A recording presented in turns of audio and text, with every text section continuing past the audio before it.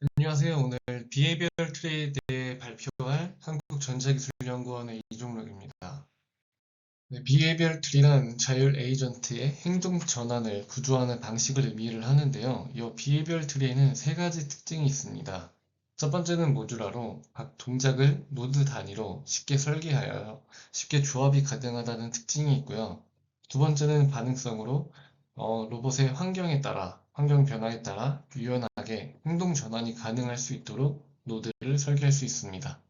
마지막은 확장성으로 아무리 복잡한 로봇의 시스템일지라도 요 모듈화와 반응성을 이용하여서 노드를 구성하여 확장이 가능하며 재사용이 높다는 특징이 있습니다. 비헤이비얼 트리의 기본 컨셉에 대해 설명을 드리겠습니다. 먼저 루트에서 시작된 이 틱이라는 신호가 있는데요. 보시는 이제 그림에서의 노란색 포인트 이동을 틱 신호라고 이해해 주시면 됩니다. 이 틱 신호는 이 트리를 따라서 리프 노드까지 이제 전달이 되는데요. 각 노드는 세 가지 success, failure, running 중 하나의 상태를 반환하게 됩니다.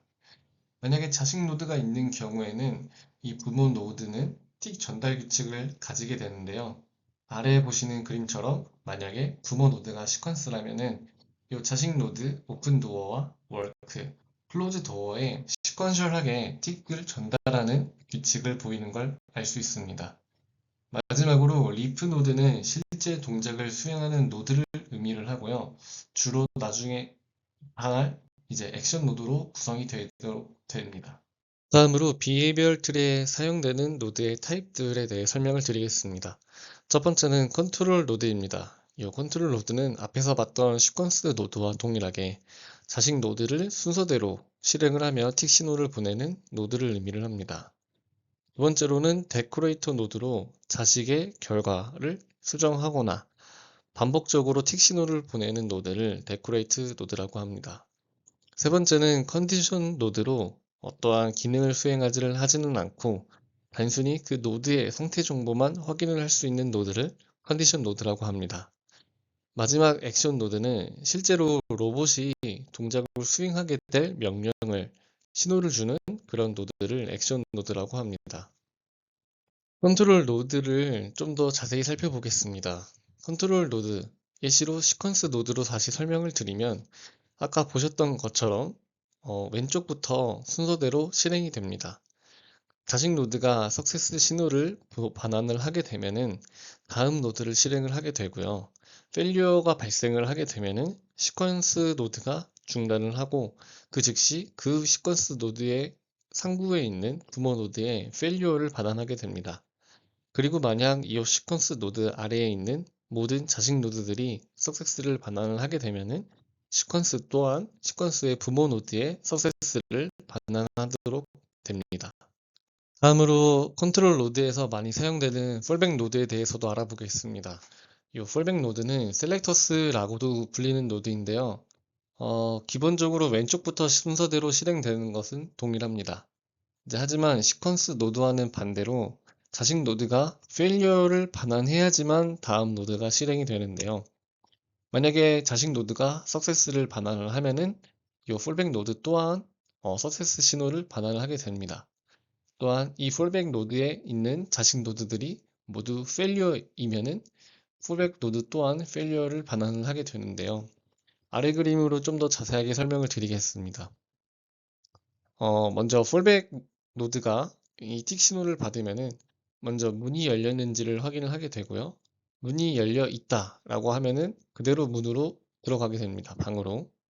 그 다음에 만약 문이 열려 있지 않으면은 오픈 도어라는 이제 노드가 액션이 실행이 되고 이제 문이 아직 열리지 않았다면은 시퀀스 노드로 넘어가서 무슨 키가 있는지 그래서 그 키를 통해서 문이 열렸는지 그래서 그 문을 들어갈 수가 있는지를 체크를 하고 그래도 문으로 들어갈 수 없다면은 마지막으로 문을 부셔서라도 들어가는 액션의 구조를 아래 그림처럼 구성을 할 수가 있게 됩니다. 네, 다음으로는 데코레이터 노드에 대해 설명을 드려보도록 하겠습니다. 이 데코레이터 노드에서는 인버터 노드와 이 리트라이 노드들이 많이 사용이 되는데요. 아까 말씀드렸다시피 데코레이터 노드는 자식 노드의 결과를 변형하거나 중단하거나 또는 반복하는 노드를 의미를 합니다. 이 데코레이터 노드는 한 개의 자식 노드만 사용이 가능하고요. 인버터 노드의 경우에는 결과를 반대로 뒤집는 그러한 역할을 수행을 합니다. 그래서 만약에 원래 자식 노드가 서세스 신호를 반환을 했다면은 인버터 노드를 통하여서 이 서세스가 반대인 페일리어 신호로 바뀌는 걸 수행을 하게 되고요. 이제 리트라이 같은 경우는 아래 그림을 보시는 것처럼 페일리어가 발생을 했을 때 최대 몇 번까지 재시도를 할 것인지 등과 같은 그런 기능을 우리가 리트라이 노드를 통해서 구현을 할 수가 있습니다. 네, 다음으로는 비헤이비어럴 트리에서 사용되는 데이터 플로우와 포트, 블랙보드라는 용어에 대해서 설명을 드리겠습니다. 먼저 블랙보드는 단순히 트리 전체의 노드가 공유하는 키 밸류 저장소라고 생각을 해주시면 됩니다. 다음으로 포트는 이 노드 간 정보를 주고받는 통신 인터페이스인데요. 정보를 주고받는다는 게 로스와 비슷하게 토픽으로 주고받는다는 것은 아니고요. 아까 말씀을 드렸던 블랙보드에 기입된 키 밸류를 읽거나 쓰거나 하는 방식으로 통신한다 라고 생각을 해주시면 됩니다. 이 포트 연결은 블랙보드의 키를 통해서 이루어지게 되고요. 이 포트의 정의는 시프플 코드에서 컴파일 시 결정이 되고 포트의 연결은 XML 설정으로 실행 전에 구성이 됩니다. 먼저 이렇게만 용어에 대해서 설명을 드리면은 이해가 어렵기 때문에 뒤에서 자세하게 예시를 들어서 설명을 하겠습니다. 네, 이번에는 인풋 포트로 한번 예시를 들어서 설명을 드려보겠습니다. 포트는 앞에서 제가 말씀을 드린 것처럼 노드와 블랙보드의 통신 인터페이스라고 말씀을 드렸는데요. 이 인풋 포트는 단순히 노드가 블랙보드에 있는 값을 읽을 수 있도록 그 키 값을 통하여 밸류 값을 가져오는 역할을 한다라고 이해를 해주시면 됩니다. 네, 요 say something이라는 노드를 보시게 되면은 요 메시지를 hello로 가져오는 것을 볼 수가 있는데요. 이 코드를 좀 더 자세히 살펴보겠습니다. 먼저 이 say something이라는 이제 클래스에서 이 메시지라는 키 값을 input라는 함수를 통하여서 열어주게 되고요. 이 메시지에 해당하는 키 값을 블랙보드에서 가져와서 hello라는 값을 메시지에 넣어주게 되고 그 메시지에 해당하는 밸류인 hello를 로봇세이 hello라고 출력을 한다 라고 이해를 해주시면 됩니다. 아까와 반대로 아웃풋 포트는 인풋 포트가 블랙보드에서 키를 통하여 밸류의 값을 가져오는 역할을 했다라고 하면은 반대로 아웃풋 포트는 블랙보드에 키 밸류를 넣어주는 역할을 하는 걸 의미를 합니다. 아까와는 반대로 이번에는 think what to say라는 노드를 통하여서 한번 설명을 드려보도록 하겠습니다. 아까 제가 이 메시지라는 키에 해당하는 hello를 say something이 가져온다라고 말씀을 드렸는데요. 이 키 밸류 값은 먼저 이렇게 XML 파일에서 우리가 정의를 할 수가 있습니다. 그래서 메시지에서 키 값을 hello라고 대입을 했을 때 아까 say something이 input 포트를 통하여서 가져오는 것을 확인할 수가 있었고요. 이번에는 반대로 이 텍스트라는 키가 있는데요. 이 메시지와는 반대로 이 밸류 값이 어떠한 변수 형태로 이루어져 있습니다. 그래서 아웃풋 포트는 이 txt라는 키 값에 밸류를 우리가 의미로 넣어줄 수가 있게 되는데요. 코드를 통해서 자세히 한번 보도록 하겠습니다. 아까와 비슷한 방식으로 아웃풋 포트에서 이 텍스트라는 키 값을 가져올 수 있도록 포트를 열어주게 되고요. 이 set output이라는 함수를 통하여서 이 텍스트라는 키 값의 밸류를 the answer is 42라는 밸류로 우리가 채워줄 수가 있게 되는 걸 볼 수가 있습니다. 그래서 마지막으로 다시 한번 정리를 하자면은 input 포트는 블랙보드에 있는 키 값을 통하여 밸류를 가져오는 역할을 수행을 하고요. 반대로 아웃풋 포트는 블랙보드에 있는 키 값을 통하여 그 키 값에 해당하는 밸류 값을 우리가 임의로 넣어주는 역할을 하게 되는 겁니다. 네, 그러면은 지금까지 설명을 드렸던 비헤비얼 트레인 노드와 데이터 플로우를 활용을 해서 로스트에서 어떻게 구현이 가능한지 설명을 드려보도록 하겠습니다.